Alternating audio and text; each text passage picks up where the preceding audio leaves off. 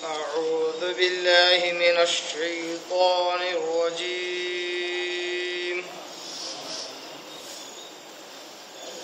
بسم الله الرحمن الرحيم.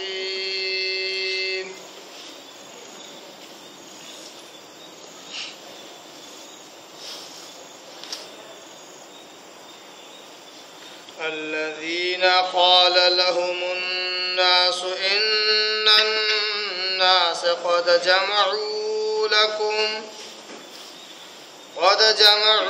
لكم فاخشوهم فزادهم إيمانا وقالوا حسبنا الله ونعم الوكيل فانقلبوا بنعمة من الله وفضل لم يمسسهم سوء واتبعوا رضوان الله والله ذو فضل عظيم.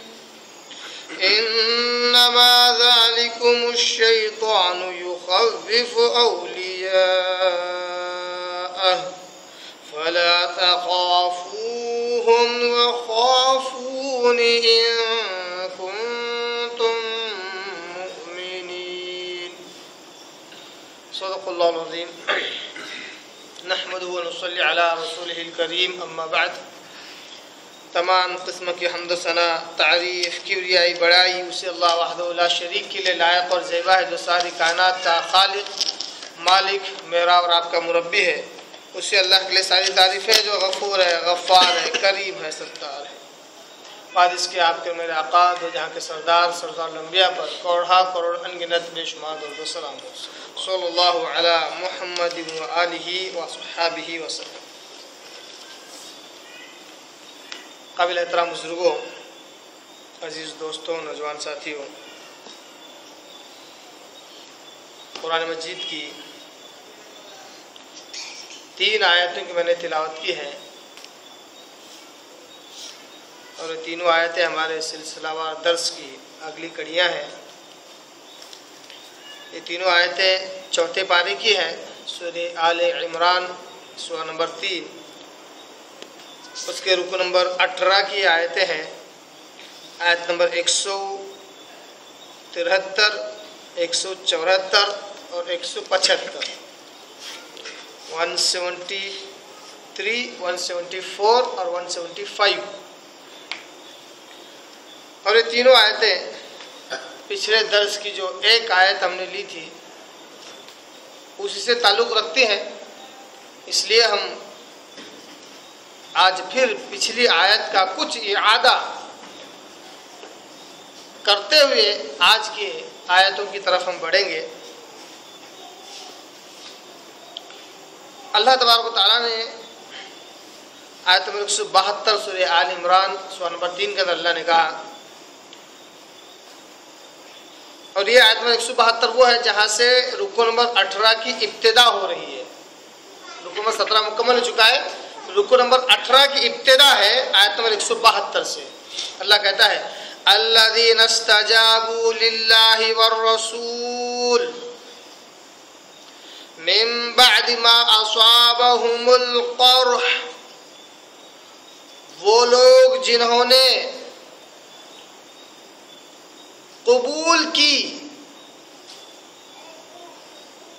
اللہ اور اس کے رسول کی دعوت کو، وہ لوگ جنہوں نے اللہ اس کے رسول کے بلانے کو قبول کیا، ان کی آواز پر لبیک کہا، بعد اس کے کہ ان کو بہت زخم اور بہت چوٹ ان کو لگ چکی تھی، وہ زخموں سے چور تھے،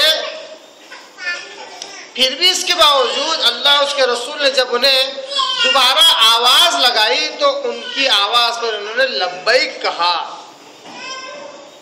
للذین احسنوا منہم،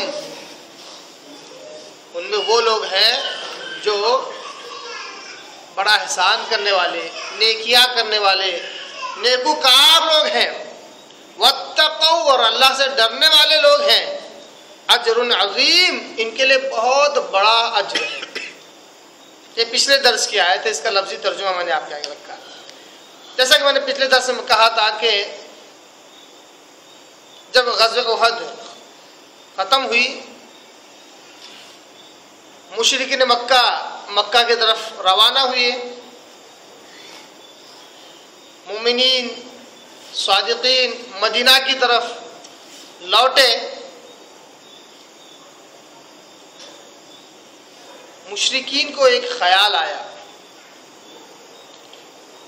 کہ ہم تو پوری طرح اس غزوے میں مسلمانوں پر بھاری پڑ چکے تھے، یہاں تک کہ ان کی ہوا اکھڑ گئی تھی اور میدان جنگ سے بھاگ رہے تھے. ہر جگہ انہیں موت نظر آ رہی تھی اور ان کے جاں بازوں کو 70 لوگوں کو ہم نے قتل کر دیا، اور جتنے لوگ ہیں اب کافی حد تک زخمی ہیں. تو ایسے وقت ہم ہار کر آئے، کیوں نہ ایسا کیا جائے کہ واپس پلٹ کر مدینہ جایا جائے اور مدینہ پر ہی ڈائریکٹلی حملہ کیا جائے. کہ جو لوگ لڑنے والے تھے وہ تو زخموں سے چور ہیں، وہ لڑ نہیں پائیں گے، ان کی ہمتیں اچانک حملے سے پست ہو جائیں گی. اس طرح ایک رائے مشورہ مشرکین کے درمیان ہوا، مکی لشکر کے درمیان ہوا. ادھر آپ صلی اللہ علیہ وسلم مدینہ پہنچے. آپ صلی اللہ علیہ وسلم کے لیے خیال آیا یا کچھ خبروں سے آپ صلی اللہ علیہ وسلم کو معلوم ہوا کہ مشرکین مکہ مدینہ پر حملہ کر سکتے ہیں. آپ صلی اللہ علیہ وسلم نے فوراً مدینہ پہنچے ہی تھے کہ فوراً آواز لگائی کہ کون ہے جو اللہ کی راہ میں نکلے، جہاد کرے اور دشمنان اسلام کا قتل کرے. ابھی جنگ سے واپس ہوئے تھے اور فوراً جب آپ صلی اللہ علیہ وسلم نے ندا لگائی، یہ ندا اللہ کی طرف سے تھی اور ندا لگانے والے اللہ کے رسول تھے. صحابہ زخموں سے چور ہونے کے باوجود بھی صحابہ کے یہ ایمان، یہ جذبہ ایمان، انہوں نے کہا کہ اللہ کے وسلم ہم ہیں لڑنے کے لیے تیار. دوبارہ تیار ہو گئے، دوبارہ ایک اور لشکر تیار کیا گیا تاکہ دشمنوں کا تعاقب کیا جائے. جو دشمن جا رہے ہیں ان کا تعاقب کیا جائے اور پھر انہیں کھدیڑ کر انہیں ہلاک کیا جائے، انہیں تباہ برباد کیا جائے، تاکہ اس طرح دشمنوں کے دلوں میں ڈر پیدا ہو جائے کہ یہ وہ مسلمان ہیں جو نہ صرف میدان جنگ میں تباہ برباد کر سکتے ہیں، شکست خوردہ کر سکتے ہیں، بلکہ میدان جنگ سے بھاگ جانے کے بعد بھی پیچھے تعاقب کرتے ہیں جب تک کہ ختم نہیں کر دیتے معاملے کو. تو تعاقب کی غرض سے آپ صلی اللہ علیہ وسلم نے ایک اور ٹکڑی تیار کی اور مدینہ سے 8 میل دور آپ صلی اللہ علیہ وسلم صحابہ کے ساتھ آئے. حمراء الاسد نام کے مقام پر جب آپ صلی اللہ علیہ وسلم آئے، وہاں پر قیام کیا.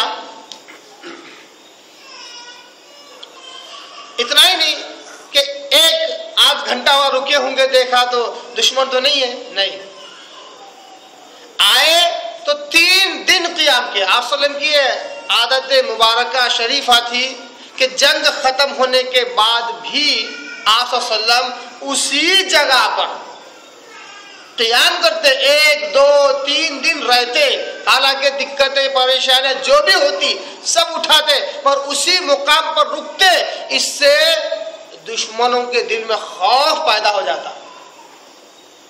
ایک تو میدان جنگ سے کھدیڑ کر اکھاڑ کر پھینک دیا اور وہیں رکے رہے کہ کسی میں دم ہو تو واپس آئے اور ہم سے لڑائی کر کے دکھائے. تو آپ صلی اللہ علیہ وسلم کی عادت تھی جنگوں کی، خصوصی آپ صلی اللہ علیہ وسلم کی کا یہ اصول ہی تھا کہ میدان جنگ میں 2-3 دن قیام کرتے. اس سے پورے جزیرۃ العرب میں ایک قسم کا خوف اور دہشت سی طاری ہو جاتی مسلمانوں کے تعلق سے، مسلمانوں کی قوت اور طاقت کے تعلق سے. یہ کام آپ صلی اللہ علیہ وسلم نے غزوہ احد میں کیا. ان کے تعاقب میں ٹکڑی بھیجی. جیسے ہی یہ ٹکڑی یہاں سے روانہ ہوئی، وہاں ابو سفیان جو مکی لشکر کا سردار تھا، اصل تھا، اس کو یہ خبر پہنچی کہ مسلمان دوبارہ تیار ہو کر ہمارے پیچھے پڑ گئے ہیں، جبکہ ان کا ارادہ مدینہ پر حملہ کرنے کا تھا۔ جب یہ مدینہ سے نکلے، مسلمانوں کا جو لشکر جب مدینہ سے نکلا، اللہ تبارک و تعالیٰ نے ان کی یہی جد و جہد اور کاوشوں کی برکت سے اللہ تبارک و تعالیٰ نے کفار کے دل میں دہشت، رعب اور خوف ڈال دیا۔ حالانکہ ابھی بھی لشکر میں زیادہ تھے، تعداد میں زیادہ تھے، پھر بھی دشمنوں کے دلوں میں خوف پیدا ہو گیا۔ وہ وہیں سے پلٹے یہ کہہ کر کہ ہم اگلے سال اس سے بڑا لشکر لے کر آئیں گے اور مدینہ پر حملہ کریں گے، جبکہ یہ کام ابھی بھی کر سکتے تھے، مگر ڈر و خوف، مسلمانوں کا دوبارہ ان کا تعاقب کرنا یہ اتنا زیادہ بھاری پڑا کہ ڈر و خوف پیدا ہو گیا۔ اور آپ کو پتہ ہی ہے، نبی صلی اللہ علیہ وسلم نے حدیث میں کہا ہے کہ اللہ تبارک تعالیٰ نے مجھے جو خاص چیزیں دی ہیں جو اس سے پہلے کسی نبی کو نہیں دی ہے، اس میں سے خاص چیز یہ ہے کہ اللہ تبارک تعالیٰ نے مجھے رعب کے ذریعے سے میری مدد کی ہے۔ رعب کیا ہے؟ اگر کچھ فاصلہ، کچھ میل دور اگر میں دشمنوں سے ہوں، میرا لشکر اگر ہے تو دشمنوں کے دلوں میں ڈر پیدا کر دیتا اللہ تبارک تعالیٰ، جس سے وہیں پر ان کی پست ہمتی ان میں آ جاتی ہے۔ یہ آپ صلی اللہ علیہ وسلم کی خاص تائید تھی، یہی معاملہ ہوا۔ بہرحال یہاں پر اللہ تبارک تعالیٰ ان لوگوں کی تعریف کر رہا ہے، آیت نمبر 172 جو پچھلے درس کا ہے، جنہوں نے ایسے زخموں سے چور ہونے کے باوجود اللہ اس کے رسول کی آواز پر لبیک کہا۔ اللہ تعالیٰ ان کی تعریف کرتا ہے اور کہتا ہے کہ وہ لوگ جنہوں نے اللہ اس کے رسول کی آواز پر لبیک کہا، بعد اس کے کہ وہ زخموں سے چور تھے، یہ وہ لوگ ہیں جنہوں نے نیکیاں کی، یہ نیکوکار لوگ ہیں، اور یہ اللہ سے ڈرنے والے لوگ ہیں، اور یہ اللہ کے پاس اجر عظیم پانے والے لوگ ہیں۔ اس تعلق سے میں نے پچھلے درس میں کہا تھا کہ صحیح بخاری کی حدیث اس آیت کی تفسیر میں آتی ہے، عربی متن میں پیش نہ کر سکا تھا، چھوٹی حدیث ہے اس لیے آج عربی متن میں رکھ دیتا ہوں۔ مائی عائشہ رضی اللہ عنہا اس حدیث کے راویہ ہے، صحیح بخاری حدیث نمبر 4077 وہ کہتی ہے کہ یہ جو آیت ہے، آیت نمبر 172 سورہ آل عمران کی، وہ اپنے بھانجے عروہ سے، عروہ بھانجے ہیں، اسما کے بیٹے ہیں، عروہ بن زبیر رضی اللہ تعالیٰ عنہ، عائشہ رضی اللہ عنہ کے بھانجے، بہن کے بیٹے، ان سے کہتی ہیں یا ابن اختی، اے میرے بھانجے، کان ابواک منہم الزبیر و ابو بکر، کیا تمہیں پتا ہے اس آیت میں اللہ تبارک تعالیٰ نے بالخصوص دو لوگوں کا تذکرہ کیا ہے۔ آیت 172 میں وہ لوگ جنہوں نے اللہ اس کے رسول کی آواز پر لبیک کہا، بعد اس کے زخموں سے چور تھے، تو اس میں بالخصوص تیرے دو باپوں کا ذکر ہوا، یعنی ایک تیرے باپ زبیر اور ایک تیرے نانا ابو بکر صدیق۔ لما اصاب رسول اللہ صلی اللہ علیہ وسلم ما اصاب یوم احد، جو کچھ پہنچا تو وسلم کو احد کے دن جو پہنچنا تھا، یعنی 70 صحابہ شہید ہوئے، کئیوں زخمی ہوئے، آپ صلی اللہ علیہ وسلم کا دندان مبارک شہید ہوا، خود کی ٹوپی کی جو کڑی تھی، لوہے کی کڑی، وہ سر کے اندر دھس گئی، جس کی وجہ سے خون بہتے ہوئے چہرے کو لہولہان کر دیا، آپ سب زمین پر گر پڑے۔ اوپر سے مسلمانوں کے اندر یہ افواہ پھیلا دی گئی کہ محمد صلی اللہ علیہ وسلم قتل کر دی گئی۔ ایسی عجیب و غریب پریشانیوں سے مسلمان اس وقت گزرے، تو مائی عائشہ کہتی ہیں کہ جو کچھ ہونا تھا یوم احد کے دن ہوا۔ وانصرف عنہ المشرکون، مشرکوں کو بھگا دیا گیا، خوف ان یرجعوا، اس بات سے کہ وہ پلٹ کر آئے۔ من یذهب فی اثرہم، آپ صلی اللہ علیہ وسلم نے آواز لگائی کہ کون ہے جو مشرکوں کو ہم سے دور رکھے۔ وانصرف عنہ المشرکون خوف ان یرجعوا، اور ان کے دل میں اس بات کا ڈر بٹھائے کہ وہ ہماری طرف پلٹ کر آئے۔ ومن یذهب فی اثرہم، کون ہے جو ان کے پیچھے لگے اور ان کا تعاقب کرے۔ فانتدب منہم 70 رجلا، 70 لوگوں کو آپ صلی اللہ علیہ وسلم نے تیار کیا اس معاملے میں. 70 لوگوں نے لبیک کہا, تیار ہو گئے دشمنوں کا تعاقب کرنے کے لیے. قال کان فیہم ابو بکر و زبیر, اور ان میں یہ 2 لوگ تھے, ابو بکر صدیق رضی اللہ تعالیٰ عنہ اور زبیر رضی اللہ تعالیٰ عنہ. یہ صحیح بخاری حدیث جو اس آیت کی تشریح و تفسیر بیان کرتی ہے. اب آئیے آگے کی آیت کی طرف بڑھتے ہیں. آیت نمبر 173 جو اسی آیت کا کنٹینیویشن ہے, اسی آیت کا آگے تسلسل ہے. آیت نمبر 173 میں اللہ کہتا ہے الذین قال لهم الناس ان الناس قد جمعوا لكم فاخشوهم فزادهم ایمانا. بڑی ہی پیاری آیتیں ہیں اور انداز بیان بھی اللہ تبارک تعالیٰ کا بہت ہی خوب ہے. واقعی جس کے دل میں ایمان ہے تھوڑا ہی صحیح, اس کو ایک قسم کا جوش اور ولولہ آ جاتا ہے ایسی آیتوں سے. بہت ہی جاندار آیت ہے. اللہ کہتا ہے الذین قال لهم الناس,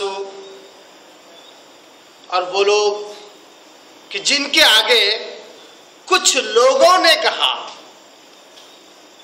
کیا کہا؟ کیا ہوا تھا؟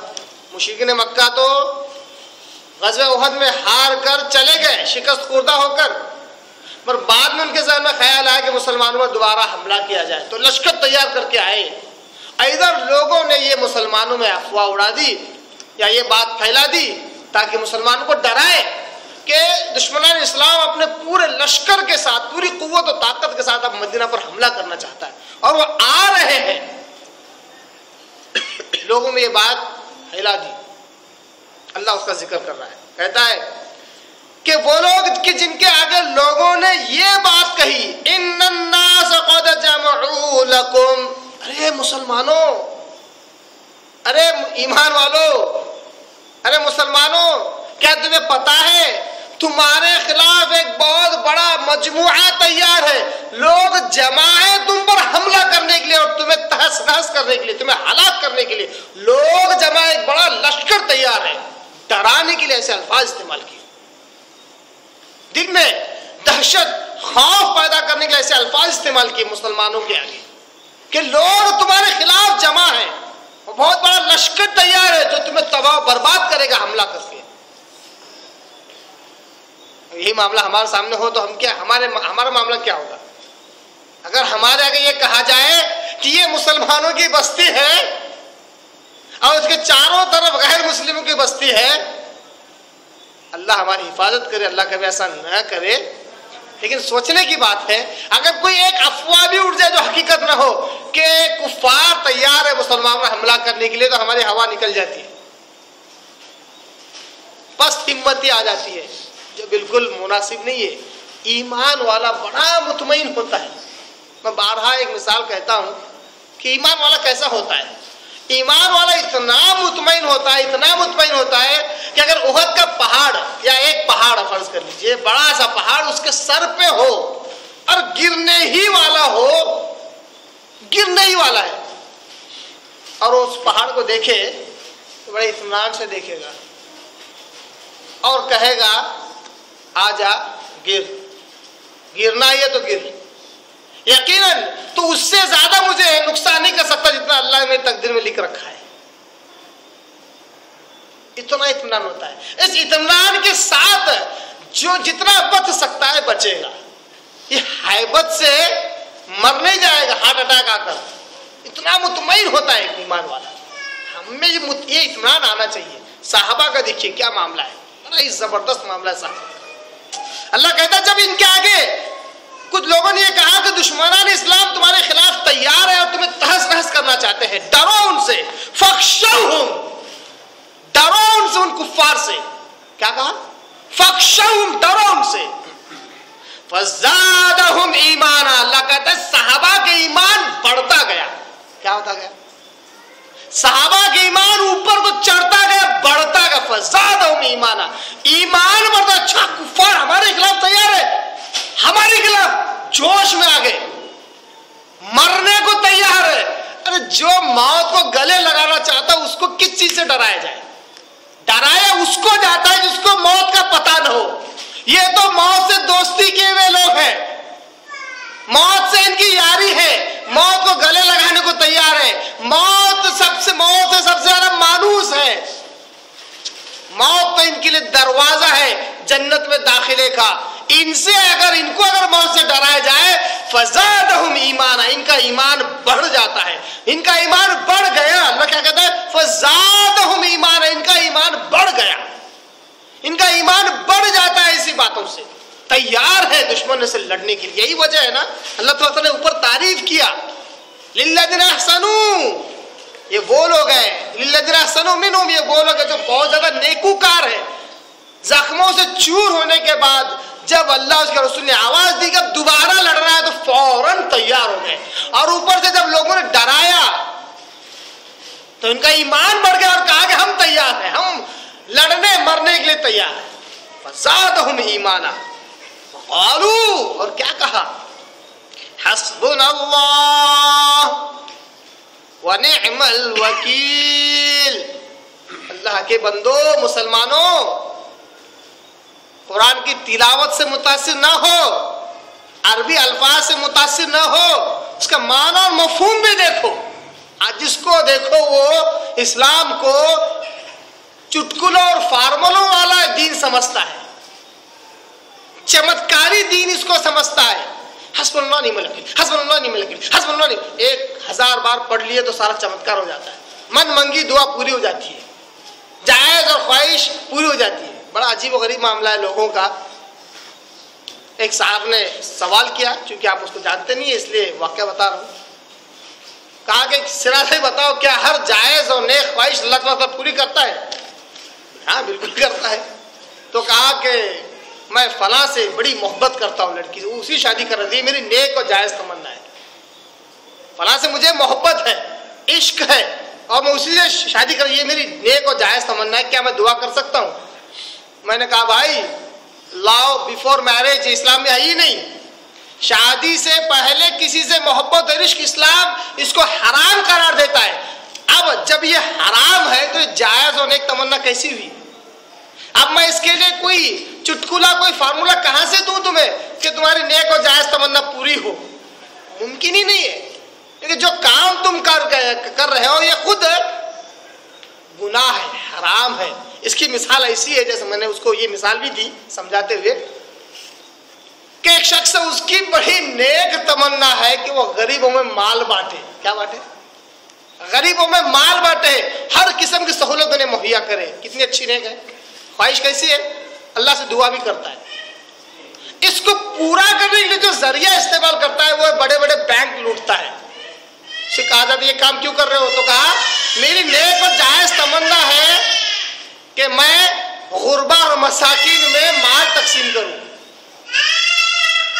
غربا اور مساکین میں مال و دولت تقسیم کروں، اس کے لیے میں بینک لوٹتا ہوں۔ اب آپ بتائیے، نیک اور جائز تمنا کو پورا کرنے کے جو ذریعہ اس نے استعمال کیا یہ گناہ ہے۔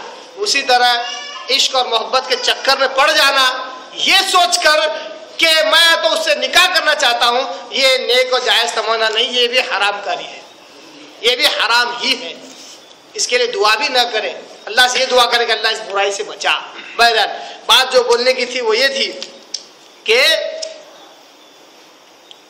اللہ تبارک تعالیٰ جو کہتا ہے اس میں وقالوا حسبنا اللہ ونعم الوکیل، کہ اللہ ہمیں کافی ہے اور وہ بہترین کارساز ہے۔ آپ لوگ ان الفاظ کو بہت عام و خاص ان الفاظ کو جانتے ہیں، حسبنا اللہ ونعم الوکیل، اتنے فضائل گنوا دیں گے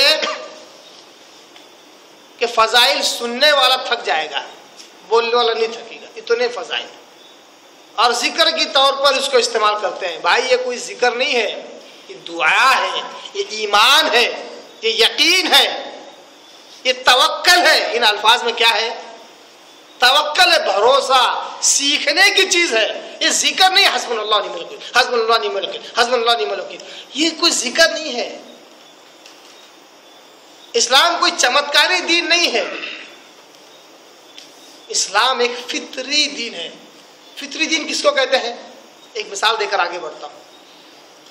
فطری دین یہ ہے کہ آپ کو انہی چیزوں کی رہنمائی کرتا ہے جو بالکل عین فطرت ہے. فطرت کے خلاف کبھی اسلام آپ کی رہنمائی نہیں کرتا. مثال کے طور پر ایک آدمی ہے, چوتھی فیل ہے, کیا وہ اللہ سے چمتکاری روپ سے کسی کام کے ہونے کے لیے اس طرح دعا کر سکتا ہے کہ اللہ مجھے ڈاکٹر بنا دے, PhD کیا ہوا ڈاکٹر ہو جاؤں میں, یا میڈیکل فیلڈ کا ڈاکٹر ہو جاؤں؟ کیا وہ ایسی دعا کر سکتا ہے؟ اور کیا اللہ تبارک تعالیٰ چمتکاری روپ سے کراماتی طور پر اس کی دعا قبول کرے گا؟ اسلام یہ کہتا ہے, اس قسم کی رہنمائی کرتا ہے کہ قسم خدا کی اللہ تبارک تعالیٰ اس کی یہ جائز تمنا, نیک تمنا کبھی پوری نہیں کرے گا, کیونکہ اس نے کوئی ذریعہ استعمال ہی نہیں کیا ہے اور اس کے لائق بھی نہیں ہے. متضاد چیزیں, حالانکہ جائز تمنا ہے, اللہ نہیں پوری کرے گا کیونکہ عین فطرت کے مطابق ہے. یہ کوئی چمتکاری دین نہیں ہے. تو حسبنا اللہ نعم الوکیل, ایسے الفاظ کو لوگ چمتکاری سمجھتے ہیں. اللہ کے بندو, قرآن کے الفاظ ہیں, ان کا معنی مفہوم دیکھو. حسبنا اللہ, اللہ ہمارے لیے کافی ہے. صحابہ نے یہ بات کہی تھی. صحابہ کو موت نے ڈرایا نہیں, موت کا ڈر و خوف ان کے دل میں نہیں آیا. انہوں نے کہا مر بھی جائے, قتل بھی کر دیے جائے, تباہ بھی اگر کر دی جائے, تب بھی ہم اللہ ہی کے پاس جانے والے ہیں اور اللہ ہی ہمارے لیے سب کچھ ہے. اللہ ہمارے لیے کافی ہے. یہ مراد ہے کہ پوری دنیا ہمارے خلاف کھڑے ہو اور اللہ ہمارے لیے کافی ہو جائے تو ہم ان پر بھاری پڑ سکتے ہیں, بھلے گنتی میں ہم کم کیوں نہ ہو. وَنِعْمَ الْوَكِيلُ, نعم بہترین, زبردست, نعم بہترین. وکیل اللہ کا ایک نام ہے, پتہ ہے؟ وکیل اللہ کا نام ہے. ہم نے اس کے معنی مفہوم کو سمجھا ہی نہیں ہے. اگر اللہ کی قسم کھا کرو, اگر وکیل کا معنی مفہوم اگر ہم سمجھ جائے, صرف وکیل کا, جتنے شرک کے دھندے ہم نے کھول رکھے سب بند ہو جائیں گے اور بند کر دیں گے ہم, صرف وکیل کا معنی مفہوم سمجھنے پر. لفظ وکیل کا ترجمہ ہوتا ہے کارساز, کاموں کا کرنے والا, کاموں کا کر کے دینے والا. اب جو کاموں کا کر کے دینے والا ہے, بندوں کے کام اس کی پلاننگ کرتا ہے, ان کاموں کو انجام تک پہنچاتا ہے, جو اللہ ایسا ہے اس کے بندے کے کسی غیر اللہ کے آگے روئیں گے, گڑگڑائیں گے, سجدہ کریں گے, منتیں مرادیں مانگیں گے اور کہیں گے بابا آپ ہمارے کارساز, ہمارے کام بنا دو, کہیں گے استغفر اللہ. جن کا رب خود کارساز ہے, کاموں کا کر کے دینے والا ہے, کیا وہ غیر اللہ کے آگے جا کر سجدہ ریز ہوں گے؟ نہیں. حسبنا اللہ. اب صحابہ کے آگے دشمنوں کا خوف دلایا گیا, موت کا ڈر دکھایا گیا, تو ان کا ایمان بڑھا اور انہوں نے کہا کہ اللہ ہمارے لیے کافی ہے, ونعم الوکیل, اور وہ بہترین کارساز ہے ہمارے لیے. فانقلبوا, یہاں پر آیت میں 173 مکمل بھی, آیت میں 174. فانقلبوا بنعمت من اللہ, وہ لوٹے اللہ کی نعمت کے ساتھ. بنعمت من اللہ, اللہ سے نعمت لے کر وہ لوٹے. وہ فضل, اور اللہ کا فضل لے کر لوٹے. لم یمسسہم سوء, اور انہیں کوئی برائی نہ پہنچی. کس بات کا ذکر ہے؟ وہ جو لشکر تھا 70 لوگوں کا, وہ جو ہے جب مشرکین کے تعاقب میں جب گئے تو وہاں پر تو کوئی جنگ ہوئی نہیں, تو وہ سلامتی سے اپنے گھر پر لوٹے. عبداللہ ابن عباس رضی اللہ تعالیٰ عنہ اس لفظ کا یہی معنی بتلاتے ہیں, اللہ کی نعمت کے ساتھ لوٹے سے مراد سلامتی کے ساتھ ہے. سلامتی کے ساتھ لوٹنا ہی اللہ کی نعمت ہے, کیونکہ جب جنگ ہی نہیں ہوئی تو کسی کو کوئی زخم اور چوٹ بھی نہیں آئی, کوئی قتل بھی نہیں کیا گیا, تو سلامتی کے ساتھ اپنے گھر لوٹے, یہ اللہ کی نعمت کے ساتھ لوٹے. اور فضل, اللہ کے فضل کے ساتھ. بعض روایت میں آتا ہے آپ صلی اللہ علیہ وسلم جب وہاں گئے تو کچھ معاملات کیے, تجارت کے معاملات, اور جو معاملہ تھا تجارت کا اس سے بہت زیادہ منافع ہو گیا. آپ صلی اللہ علیہ وسلم نے صحابہ کے درمیان وہ منافع بانٹ دیا. گئے تھے دشمنوں کو تعقب کرنے کے لیے, جنگ تو ہوئی نہیں, ایک تجارتی معاملہ ہوا, اس سے فائدہ بھی ہوا اور صحابہ کے اندر تقسیم بھی ہو گیا اور صحیح سلامت گھر پر واپس بھی آئے. فانقلبوا بنعمت من اللہ، یہ لوگ لوٹے اللہ کی نعمت کے ساتھ اور فضل کے ساتھ، لم یمسسہم سوء، اور انہیں کوئی برائی نے نہیں چھوا، انہیں کوئی تکلیف پہنچی ہی نہیں، جنگی نہیں ہوئی۔ بہت سارے سیرت نگار مورخین یہ جو صحابہ کا جانا اور آنا ہے اس کو بھی ایک غزوے میں انہوں نے شمار کیا ہے، یہ بھی ایک قسم، بھلے ہی آپ صلی اللہ علیہ وسلم نے ٹکڑی تیار کیا اور بھیجا، چاہے آپ صلی اللہ علیہ وسلم اس میں موجود ہوں یا نہ ہوں، بھیجا اور واپس بھی جوں کا تو پلٹ کر آیا، تب بھی وہ ایک قسم کا غزوہ ہوتا ہے۔ اور میں نے اس سے پہلے بار کہا ہے، ایک ہوتا ہے سریہ اور ایک ہوتا ہے غزوہ، جنگ ہی کا نام ہے۔ غزوہ وہ ہے جس میں آپ صلی اللہ علیہ وسلم خود بنفس نفیس شریک ہو، جنگ کیے، اس کو کہتے ہیں غزوہ، جیسے غزوہ احد، غزوہ بدر۔ سریہ کہتے ہیں آپ صلی اللہ علیہ وسلم کسی ٹکڑی کو بھیجے اور وہ جنگ کر کے آئے، وہ سریہ ہے جس میں آپ صلی اللہ علیہ وسلم موجود نہ ہوں۔ تو یہ بھی ایک قسم کا چھوٹا سا غزوہ تھا جس میں آپ صلی اللہ علیہ وسلم گئے اور آئے اور کوئی جنگ نہ ہوئی۔ وَاتَّبَعُونَ رِضْوَانَ اللَّهِ، اللہ تعریف کرتا ہے، پھر کہتا ہے کہ وہ لوگ ہیں جنہوں نے اللہ کی رضامندی کی پیروی کی۔ اللہ کیا چاہ رہا تھا؟ اللہ چاہ رہا تھا دشمنان اسلام کے دل میں بری طرح خوف بیٹھ جائے، مسلمان خود جب پچھلے ان کا تعاقب کر کے ان پر حملہ کرنے کی کوشش کرے تو جو ڈر و خوف بیٹھتا ہے وہ میدان جہاد سے بھاگنے کے بعد بھی نہیں بیٹھتا۔ تو اللہ تعالیٰ جو چاہتا تھا اس کی مرضی کی اتباع انہوں نے کی۔ وَاتَّبَعُونَ رِضْوَانَ اللَّهِ وَاللَّهُ ذُو فَضْلٍ عَظِيمٍ، اور یاد رکھو اللہ تعالیٰ بہت بڑے فضل کا مالک ہے، جہاں تمہارا گمان نہیں جاتا ہے اللہ وہاں سے تمہیں رزق عطا کرتا ہے۔ آیت نمبر 174 مکمل ہوئی۔ آیت نمبر 175 میں اللہ کہتا ہے انما ذالکم الشیطان، یہ جو لوگ صحابہ کے درمیان یہ جو بات پھیلا رہے تھے، ڈرا رہے تھے کہ دشمنان اسلام تمہارے دشمن جو ہے بہت بڑا لشکر تیار ہے تمہارے خلاف جنگ کرنے کے لیے، ان سے ڈرو۔ فخشوہم، یہ جو کہہ رہے تھے کون لوگ تھے وہ؟ انما ذالکم الشیطان، یہ شیطان تھا جو اپنے چیلے چپاٹوں کے ذریعے سے ایمان والوں کے دلوں میں ڈر و خوف پیدا کرنے کی کوشش کر رہا تھا۔ انما ذالکم الشیطان، یہ شیطان ہے، یخوف اولیاءہ۔ قرآن مجید کی آیت نمبر 175 سورہ آل عمران سورہ نمبر 3 آیت نمبر 100، یاد رکھیں اس کو، آیت نمبر 175 سورہ آل عمران سورہ نمبر 3۔ کیوں بار بار دہرا رہا ہوں؟ اس میں ایک لفظ ہے، اس لفظ پر ذرا سا غور کریں۔ انما ذالکم الشیطان، یہ جو ڈرانے والا تھا یہ شیطان تھا، شیطان ہے یہ۔ یخوف اولیاء، یہ اپنے اولیاء سے ڈراتا ہے۔ کس سے ڈراتا ہے؟ ولی کی جمع اولیاء، اپنے دوستوں سے ڈراتا ہے، دوستوں کے بارے میں کہتا ہے وہ بہت طاقتور ہے، مضبوط ہے۔ تو شیطان بھی ڈرا رہا تھا مشرکین مکہ کے تعلق سے، ڈرا رہا تھا کہ وہ بڑے طاقتور ہے۔ تو مشرکین مکہ کو اللہ نے یہاں پر کیا کہا؟ مکی لشکر کو اللہ نے کیا کہا؟ اس شیطان کے اولیاء ہیں۔ معلوم ہوا ولی ولی ولی ولی ولی ولی بول کر پاگل ہونے سے کچھ نہیں ہوتا۔ دیکھو وہ ولی اللہ میں سے ہے کہ ولی شیطان میں سے ہے؟ ولی اولیاء اللہ کا رٹ لگانے کے بجائے یہ دیکھو کہ وہ اولیاء اللہ ہے یا اولیاء الشیاطین ہے۔ اگر وہ اولیاء الشیاطین ہے، شیطانوں کے ولی ہیں، تو ایسے ولیوں سے دور رہو۔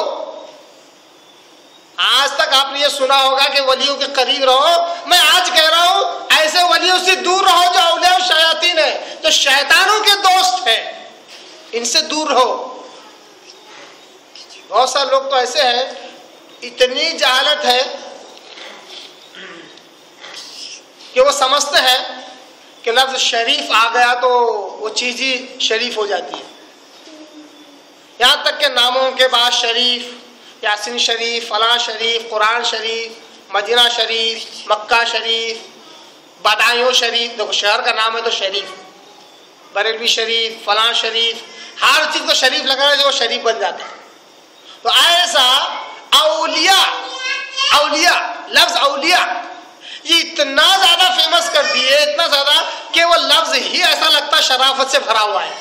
اگر واقعی یہ لفظ شرافت سے بھرا ہوتا تو اللہ تبارک تعالیٰ یہاں شیطان کے ساتھ میں اس کو نہ جوڑتا کہ شیطان کے بھی ولی ہوتے ہیں، شیطان کے بھی دوست ہوتے ہیں۔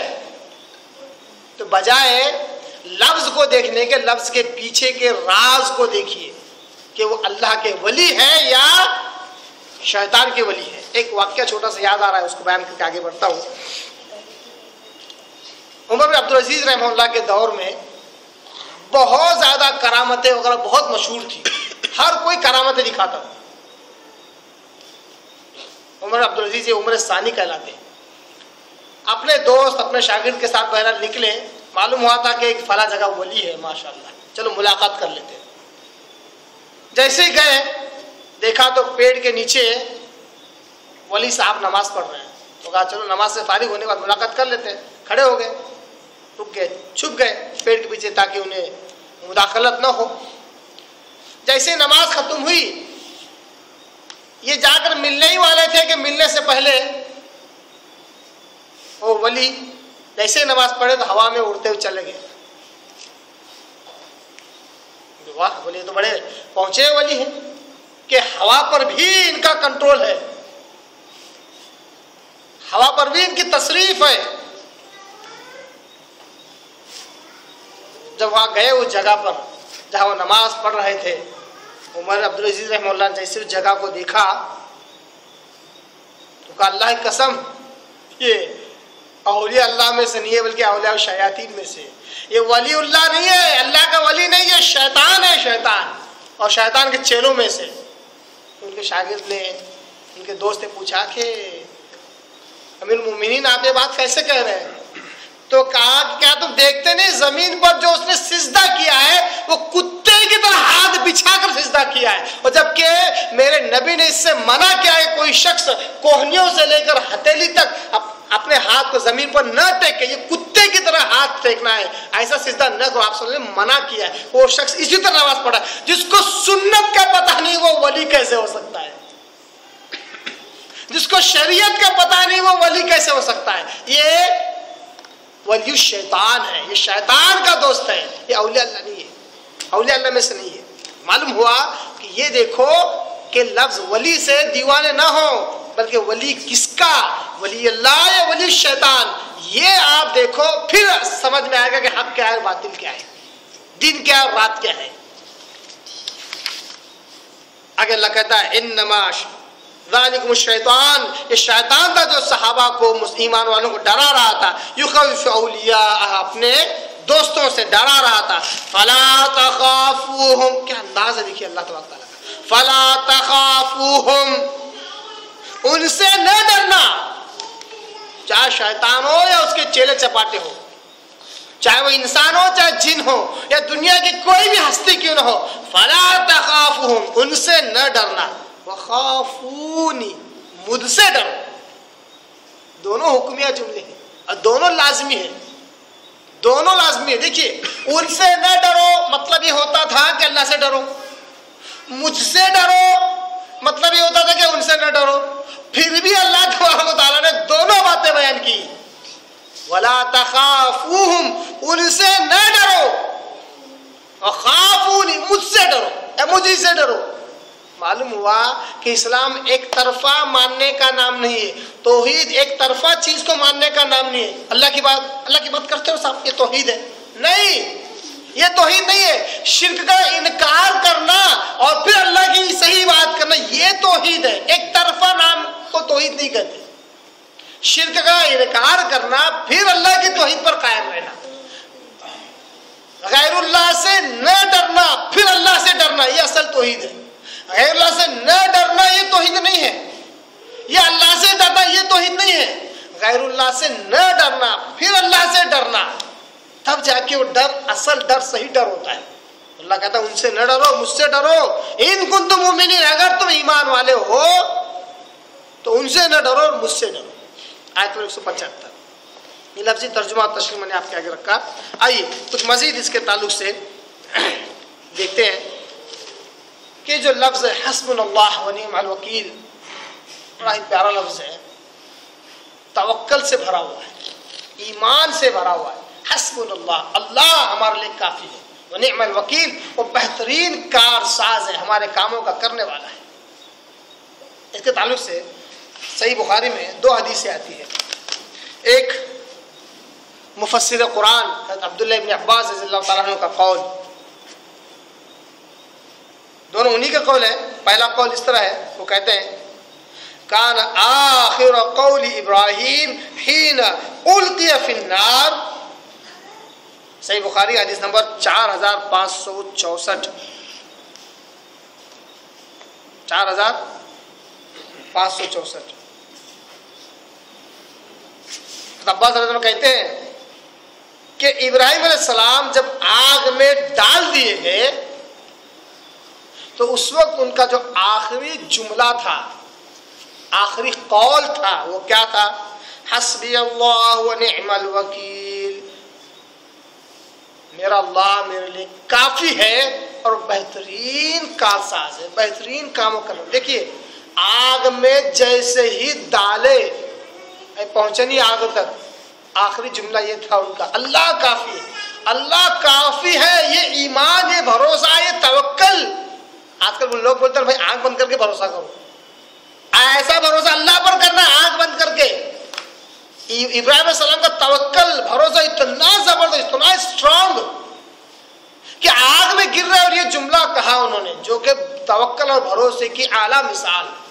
اللہ تعالیٰ نے فوراً حکم دیا، یا نار کونی بردا و سلاما، اے آگ ابراہیم کے لیے تو ٹھنڈی ہو جا اور سلامتی والی ہو جا۔ اللہ نے حکم دیا اور پوری آگ گلزار بن گئی، نہ پوری ٹھنڈی نہ گرم، ایسا کہ وہ سلامتی والی بن گئی۔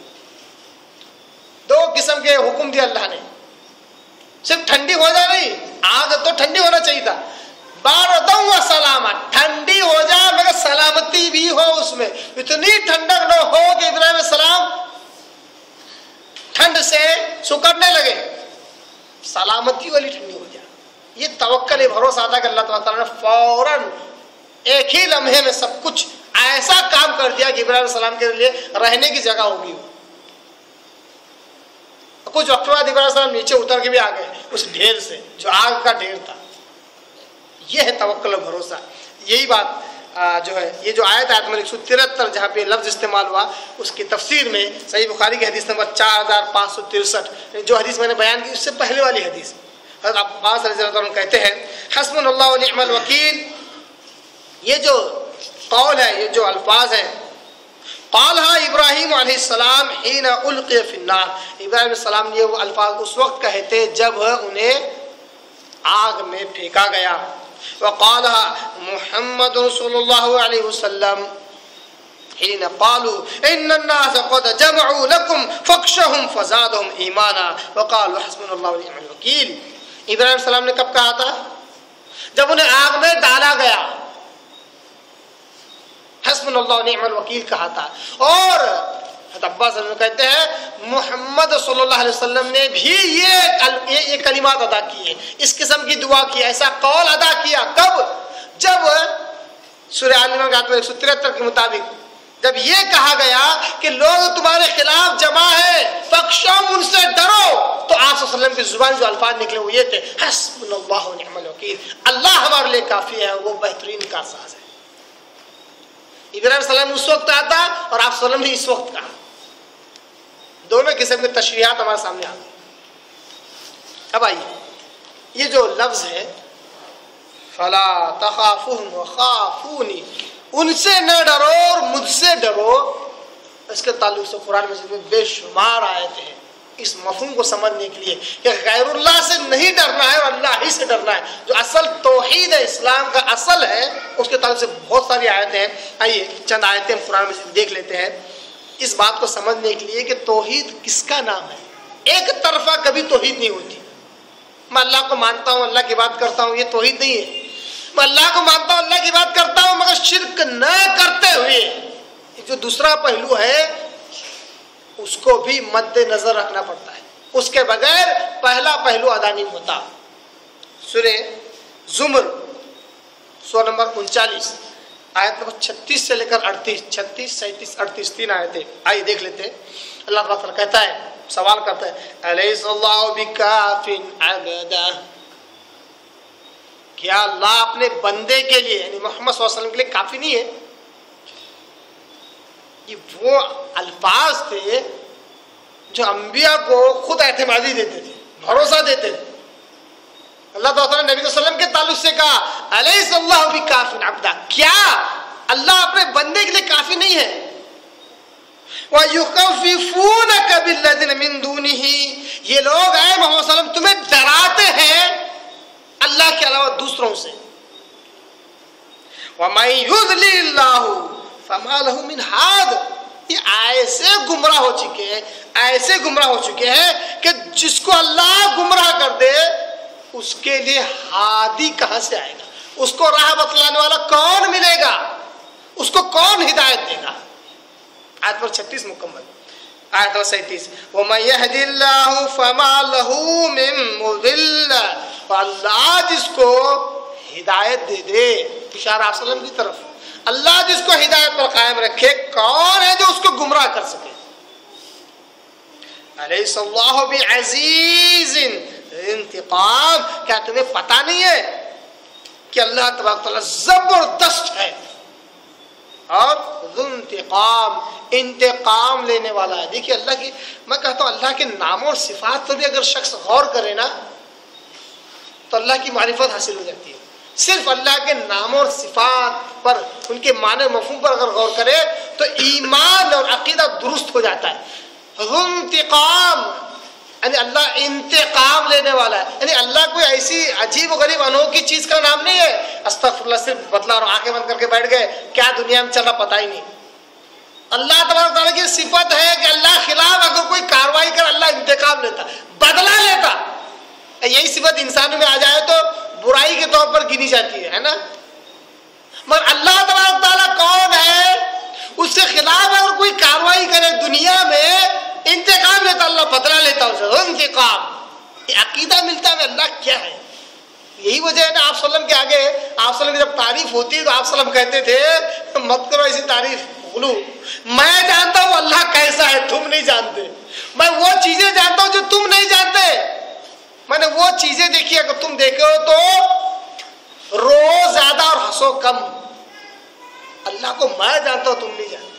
بہرحال اللہ تعالیٰ زبردست ہے اور انتقام لینے والا ہے۔ آیت نمبر 38 میں اللہ کہتا ہے وَلَئِن سَأَلْتُهُمْ مَنْ خَلَقَ السَّمَاوَاتِ وَالْأَرْضِ، اگر آپ ان سے پوچھیں کہ کون ہے، مشرکین مکہ سے پوچھا جا رہا ہے، غور کیجئے، سورہ زمر کی آیتیں غالباً مکی صورت ہے، مشرکین مکہ سے پوچھا جا رہا ہے اگر آپ ان سے پوچھیں من خلق السماوات والارض، آسمان اور زمین کو کس نے پیدا کیا، لَيَقُولُنَّ اللَّهُ، تو وہ کہیں گے، ضرور کہیں گے اللہ نے۔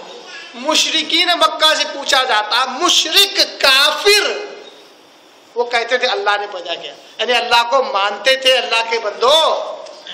صرف کافر اس کو نہیں بولتے جو اللہ کو چھوڑی ڈالے، اللہ نے ان کو کافر مشرک کہا، حالانکہ اللہ کو مانتے تھے، اللہ کی عبادت بھی کرتے تھے، جیسے تیسے کرتے تھے، تب بھی مشرک ہوئے۔ اے مسلمانوں، تم میں شرک کیوں نہیں آ سکتا؟ تم مشرک کیوں نہیں ہو سکتے؟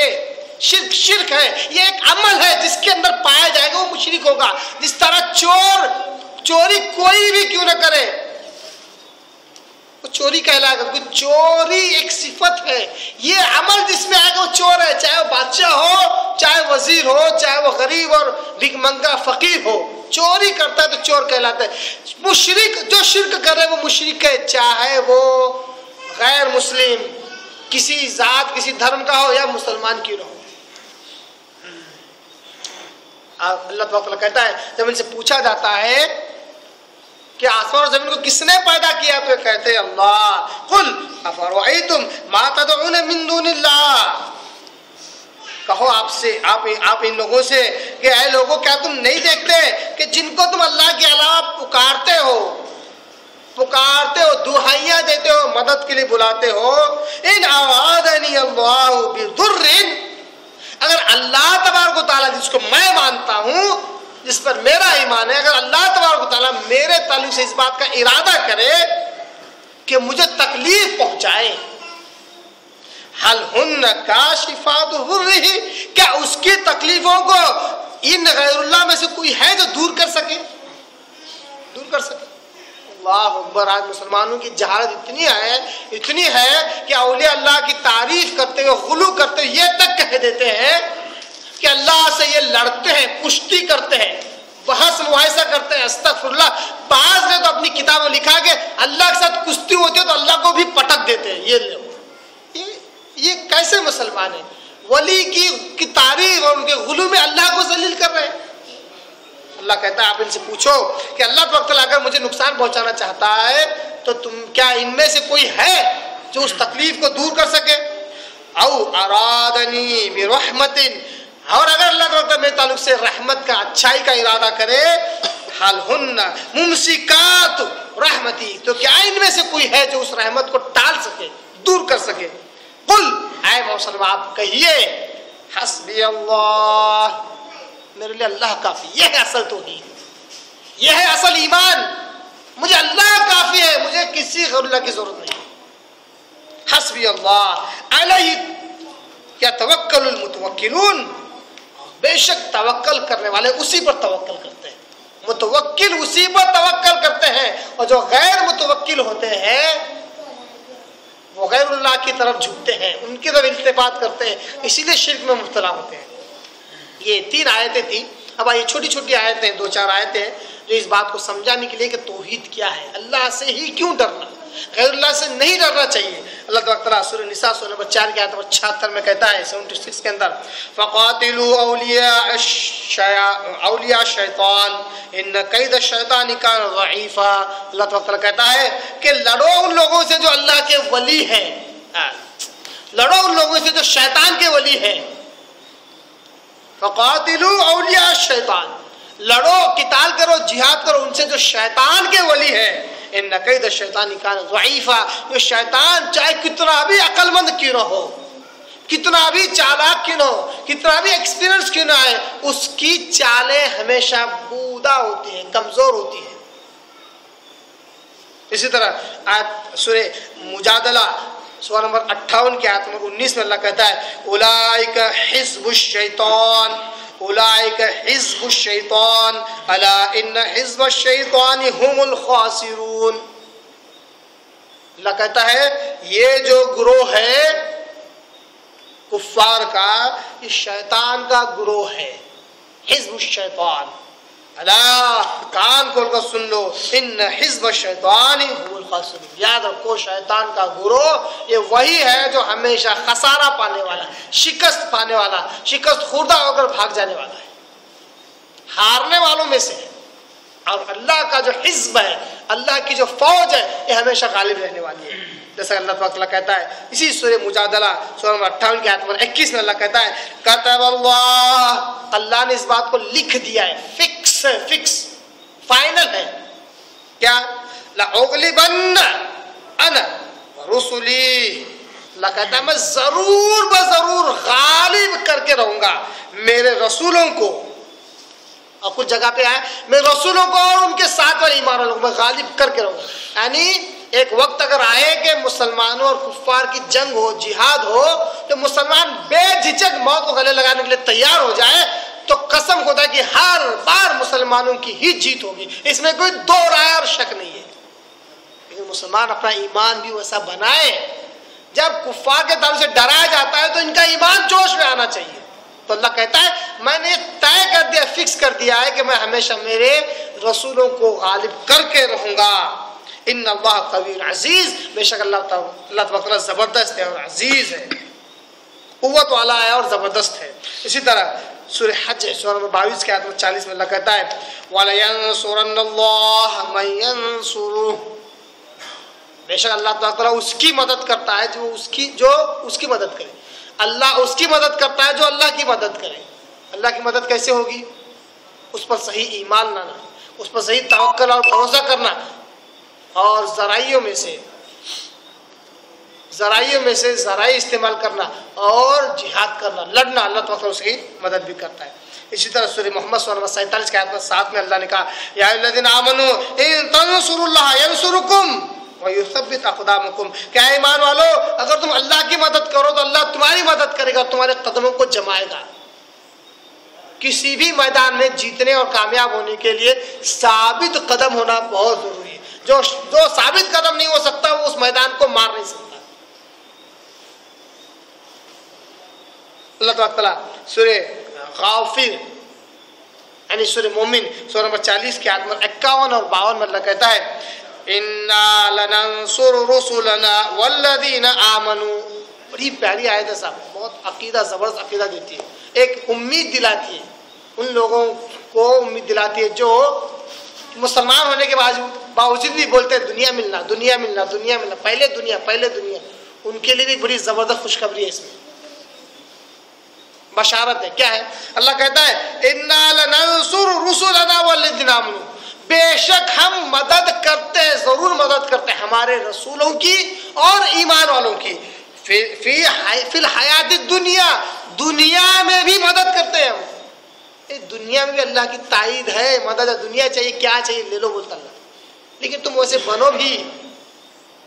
یوم یقوم الاشہاد، اس دن بھی اللہ مدد کرے گا جس دن گواہ کھڑے ہوں گے، یعنی آخرت کے دن، قیامت کے دن۔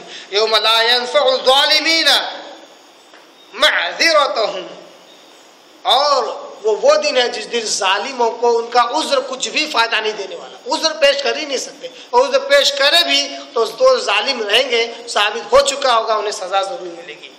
وَلَهُمُ اللعنت وَلَهُمْ سُوءُ الدار، ایسے ظالموں کے لیے اللہ کی لعنت اور پھٹکار ہے، اور ان کے لیے بڑا ہی برا گھر ہے، برا ٹھکانہ ہے، وہ ہے جہنم۔ ان ساری آیتوں سے جو بات معلوم ہوتی ہے کہ ہمیں اللہ سے ڈرنا ہے، غیر اللہ سے نہیں ڈرنا ہے۔ اللہ سے ڈرنا، غیر اللہ سے نہ ڈرنا، یہ دونوں پہلو کا خیال رکھنا ہی اصل توحید ہے، اصل شرک سے بچنا ہے۔ کسی ایک پہلو کو اختیار کرنا توحید نہیں ہو سکتا، ایمان نہیں ہو سکتا۔ اللہ سے دعا کرنا اللہ تعالیٰ ہمیں قرآن کو صحیح سمجھنے، اس پر عمل کرنے کی توفیق عطا فرمائے۔ وآخر دعوانا ان الحمد للہ رب العالمین۔